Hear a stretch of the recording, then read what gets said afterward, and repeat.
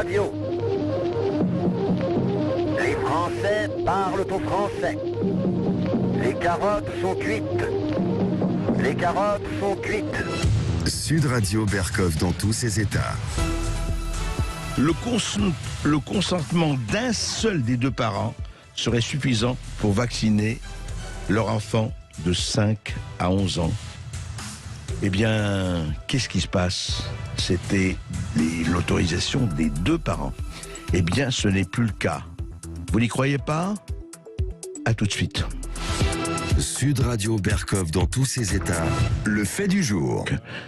Voilà. Et aujourd'hui, eh bien, une circulaire tout à fait officielle du ministère des Solidarités et de la Santé, intitulée « Autorisation parentale dans le cadre de la vaccination contre le Covid-19 ».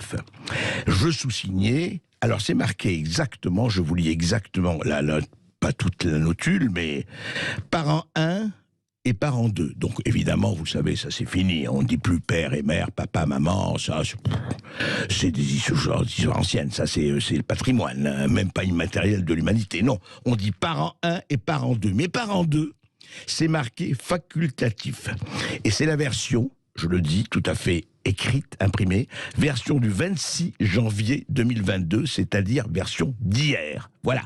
Donc, il suffit de l'autorisation d'un seul parent, il suffirait pour, effectivement, que votre enfant, que son enfant de 5 à 11 ans, se fasse vacciner, puisque l'autre, c'est bien marqué facultatif.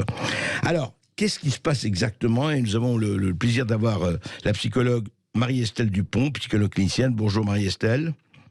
Bonjour André. Et maître Karine Deluca, qui est avocate en droit de la famille. Bonjour maître Deluca.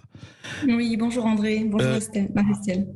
Alors, maître Deluca, je voudrais comprendre, vous expliquer un peu, le 6 janvier dernier, le ministère de la Santé avait imposé un accord écrit des deux parents à la demande du Conseil d'État.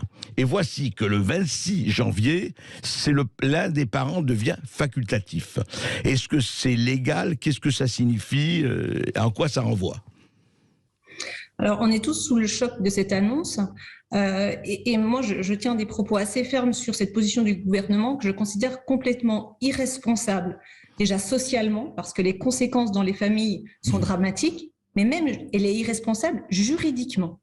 Depuis avant-hier, je cherche sur quelle base légale le gouvernement s'est fondé pour venir retirer cette autorité parentale pour les 5-11 ans. Je ne trouve pas.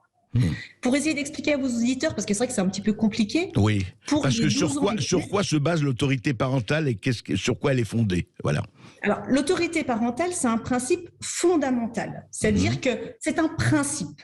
Ouais. Pour retirer l'autorité parentale, il faut soit une décision du juge, avec un comportement très grave d'un parent. Il faut que le parent commette des fautes très graves. Oui. Souvent, je dis à mes clients, s'il n'a pas tué ou violé quelqu'un, on ne va pas lui retirer son autorité parentale. D'accord. Donc, preuve en est que c'est un principe important. On ne le retire pas comme ça. Ou alors, c'est la loi qui retire l'autorité parentale. C'est ce qui est arrivé au mois d'août 2021 pour les plus de 12 ans. On aurait déjà dû, et on sait quand même un peu, on était plusieurs à s'interpeller et à être choqués de cette décision, parce que la loi a dit, au mois d'août 2021, pour les plus de 12 ans, un seul parent peut décider. D'accord. Ce qui est, mais véritablement déjà, et ce qui a entraîné des conséquences compliquées dans les familles.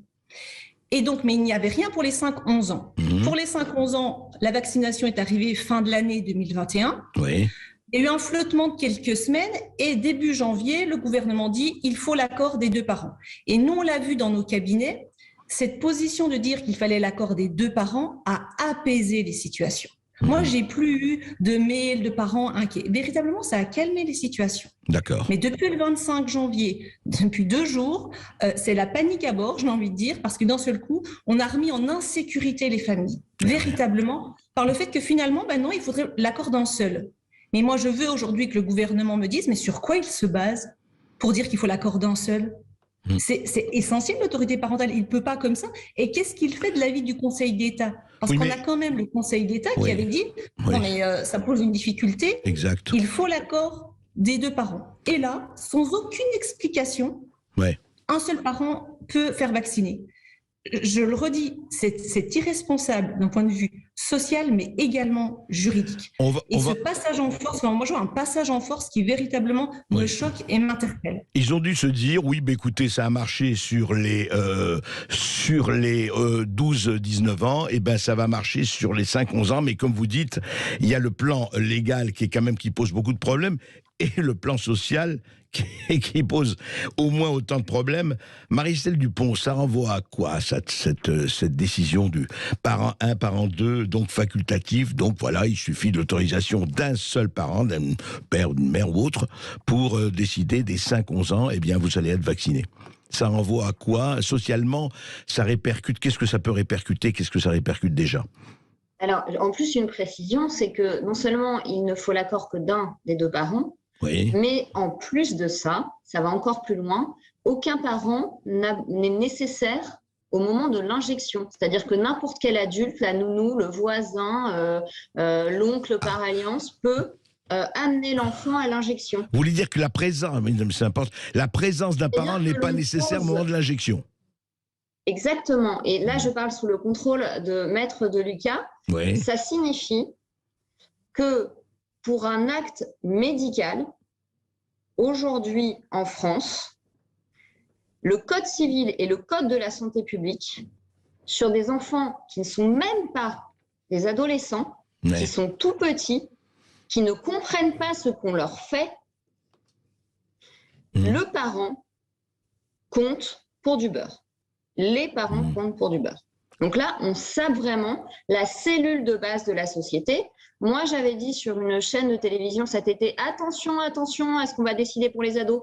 On est en train de jouer à saute-mouton avec l'autorité parentale. C'est très grave au moment de la crise d'adolescence parce qu'on va inflammer un conflit et instrumentaliser le manichéisme des adolescents qui vont se retrouver dans un conflit de loyauté, qui vont voir le vaccin comme une récompense. Je l'avais dit sur votre antenne, en fait, le vaccin, c'est pas un pass pour aller au parc Astérix, quoi. C'est pas la carotte et le bâton, quoi. Enfin, pas jouer à ça, Donc, ça va même encore plus loin. Sur le plan juridique, il n'y a même pas besoin du parent pour l'acte. Donc, qu'est-ce qu'on fait à l'enfant? En fait, on lui fait comprendre, on le prépare à l'idée, enfin, je me pose la question, que son corps est un objet et qu'un acte médical est anodin. C'est très grave, on va le couper de son corps. Les dégâts psychosociaux dont parlait Madame de Lucas, en fait, j'ai l'impression que ce qu'elle vit comme avocate, c'est exactement ce que je vis comme psychologue. On ne peut même pas répondre à tous les messages.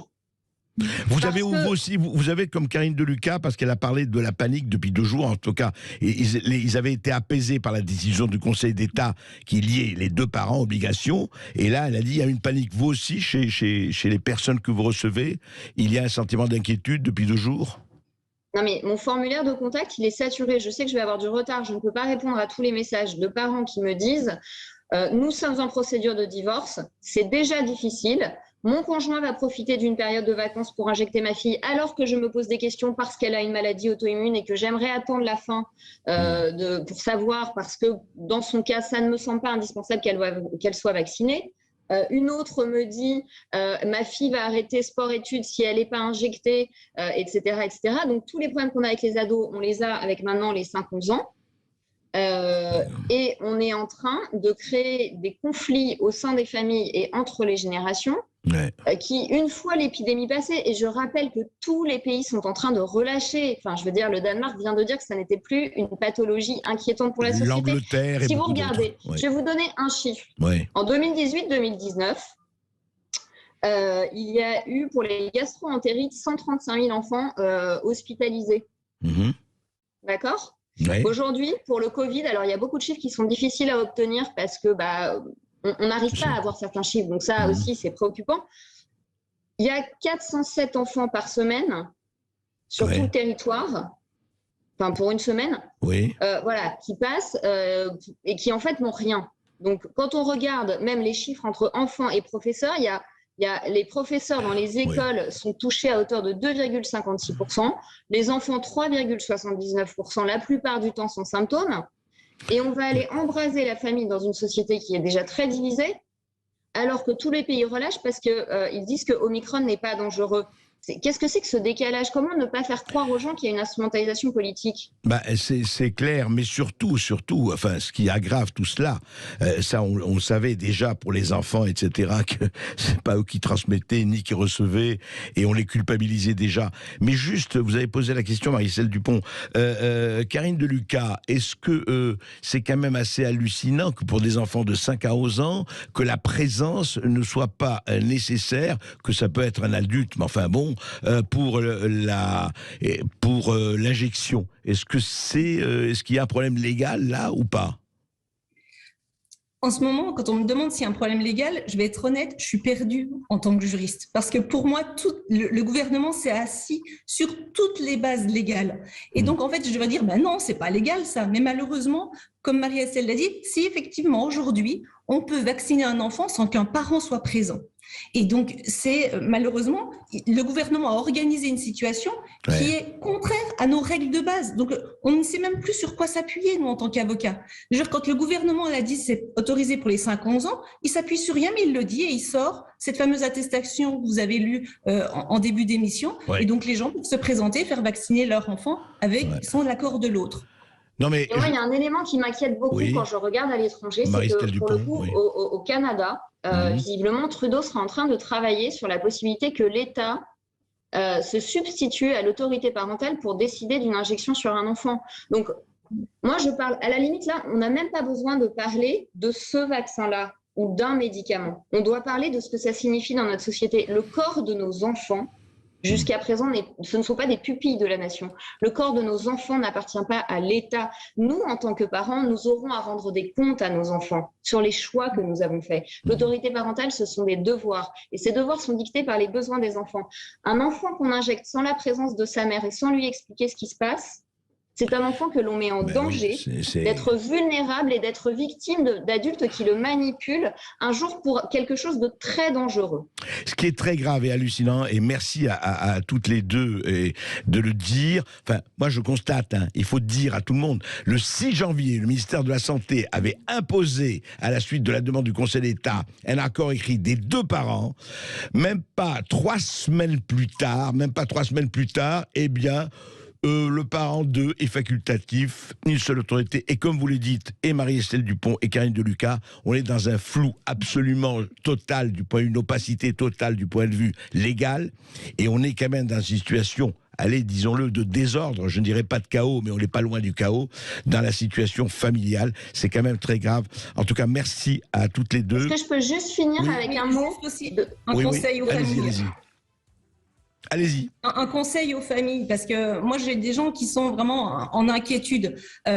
Donc, je leur explique, il est important qu'ils puissent manifester leur refus s'ils sont dans le refus. Au moins qu'ils puissent l'écrire, s'adresser au médecin traitant pour dire, voilà, aujourd'hui, ils veulent prendre un temps de réflexion, ils ne sont pas encore d'accord avec cette injection, l'écrire également à l'autre parent s'ils sont séparés, mais qu'ils puissent quand même le manifester. C'est important de faire part de son point de vue. Absolument. Le gouvernement la veut retirer, dire non, il n'y a pas de débat, vous devez rien décider. C'est important de pouvoir donner son point de vue. Donc même si le gouvernement nous dit là c'est un seul, moi je ne suis pas d'accord, manifestez votre position si vous n'êtes pas d'accord, dans les deux cas. Karine Deluca, vous voulez ajouter quelque chose ? Moi, je voulais juste citer Christelle Graleguen, qui est la présidente de la Société de pédiatrie et qui travaille au CHU de Nantes. Oui. Donc, c'est vraiment une médecin qui est dans l'hôpital public et qu'on ne peut soupçonner d'aucune forme de fanatisme ou de complotisme. Elle le dit elle-même. C'est invraisemblable à quel point les enfants dans cette crise ont été la variable d'ajustement. Donc, elle rejoint ce que je dis. Dans cette crise, là, c'est la société tout entière qui se vautre sur les enfants et qui nie totalement la différence des générations et nos devoirs fondamentaux. On va continuer à suivre ça. En tout cas, merci Marie-Estelle Dupont et merci Karine Deluca. Je rappelle que Marie-Estelle Dupont est psychologue clinicienne et que vous êtes, maître Karine Deluca, avocate en droit de la famille. On va suivre ça parce que effectivement, il y a un problème d'enfance, je dirais presque en danger, en tout cas, et de famille en non-état d'autorisation. C'est quand même assez grave. Et vous n'avez besoin d'aucune autorisation d'aucun de vos parents 1 et parents 2 pour nous appeler au 0826 300 300. À tout de suite.